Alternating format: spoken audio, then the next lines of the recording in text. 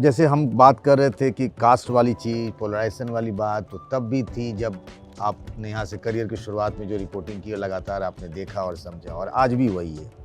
इसमें एक बात का भी जिक्र है यहाँ पर, उस वक्त के जो डॉन होते थे, जो पॉलिटिशियंस, हरिशंकर तिवारी हों, अब तो उनके बच्चे आ गए मैदान में, मुख्तार अंसारी का, शिव प्रकाश शुक्ला का, मतलब कायदे से तो उस पर भी पूरी किताब आप लिख सकते हैं।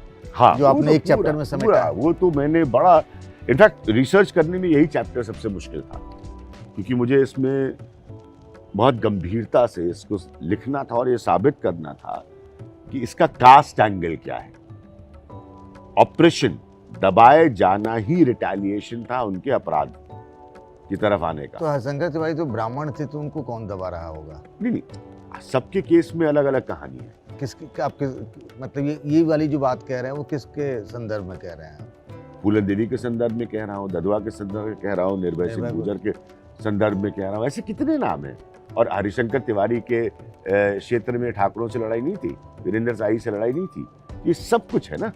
और हरिशंकर तिवारी के बारे में तो मैंने ये भी लिखा, ये सब कुछ होने के बावजूद वो गांधी टोपी पहनते थे। कल्याण सिंह की जब 90-95 आदमी से ज़्यादा की कैबिनेट बनी तो उसमें Harishankar Tiwari science and technology मंत्री बने थे, ये भी लिखा है मैंने। तो कितना आयरॉनिकल है, हरिशंकर तिवारी गांधी टोपी पहनते थे और Harishankar Tiwari science and technology, और Harishankar Tiwari science and technology. तो ये सब इतना सारा कलर है ना यूपी पॉलिटिक्स का। तो उसको मैंने बताया कि कभी तिवारी जी से आपने पूछा नहीं कि आप इस विभाग में क्या करेंगे? कभी बात नहीं हुई इस पे? तो मेरी बात नहीं हुई, उनके पुत्र को मैं बहुत अच्छे से जानता हूँ। तो ये बहुत सारे उसमें एंगल्स हैं कि कैसे एक साइड के पॉलिटिशियंस ने शिव प्रकाश शुक्ला को पैदा कर दिया, एक नया सा लड़का जो है वो उत्तर प्रदेश का डोमिनेटिंग माफिया बन गया एक समय में। एक ऐसी स्थिति उत्पन्न हुई कि आपको एसटीएफ जो है वो ऑर्गेनाइज करनी पड़ी, उसको हंट डाउन करके उसका इनकाउंटर करने के लिए। तो ये सब क्यों हुआ? सबके पीछे तो राजनीति है। और ये भी पूर्वांचल की राजनीति देखें तो आपसे बेहतर कौन जानता है पंकज झा, ठाकुर और ब्राह्मणों का झगड़ा वर्चस्व का, ये आज का नहीं है। आप पढ़िएगा इसमें एक कॉलेज पर किसका ज़्यादा तगड़ा कब्जा होगा गोरखपुर में, ये कहानियाँ वहाँ से शुरू होती हैं। ये सब है क्या? कास्ट ही तो है।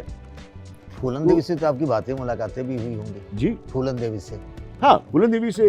अब जैसे फूलन देवी की कुछ बातें मैंने लिखी हैं जो कभी भी निकल कर नहीं आई हैं। और मुझे एक घटना याद है, उन्होंने पार्लियामेंट जब आ गई थी तो एक दफ़े बातचीत में बताया था, बड़ा हिचकिचाती थी ऑब्वियसली इस तरह की बातें कौन। तो जो उनकी इसमें जिक्र है, जो पहली शादी थी वो सिर्फ 15 साल की बच्ची थी। वो हस्बैंड भी अब्यूजिव था। और कहीं पर मेरे पास नोट्स में कहीं लिखा, मैं थोड़ा मेटिकुलस प्लानर और नोट पैड रखता हूँ, तो उन्होंने मतलब ऐसी बातें कोई शेयर नहीं करता नॉर्मली, बट कभी कभी आदमी होता है बातचीत में बताता है। तो वो बात मुझे याद थी। अब आप जैसे फूलन देवी का आप आकलन करिए तो पर्सनल लाइफ आप का उतार चढ़ाव देखिए, और सब कुछ उसके जिंदगी में उसी घटनाओं का रिटेलिएशन है। तो वो एलिमेंट मैंने लाने की कोशिश की है। तो जब वो एमपी बन गई थी तब भी उनके मन में जिन लोगों ने उनको सताया, हाँ, उस कास्ट को लेकर तब भी उनके मन में वो बात, तब भी उनके मन में था, ऐसे कुछ कहा था उन्होंने?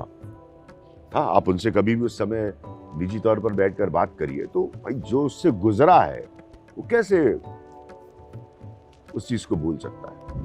तो इस चैप्टर में चूंकि एक पर्टिकुलर फूलन देवी का डिटेलिंग नहीं है, लेकिन सब ददुआ, उनके मंदिर बने, कितनी बड़ी पकड़ कुर्मी बेल्ट में उनकी।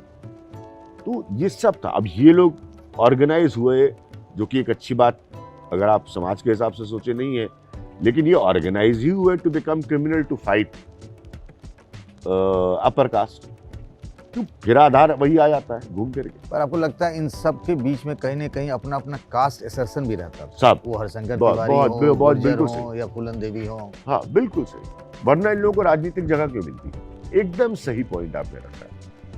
चूंकि कास्ट असर्शन था, कास्ट फॉलोइंग थी, तभी तो उनको पॉलिटिकल स्पेस मिली ना।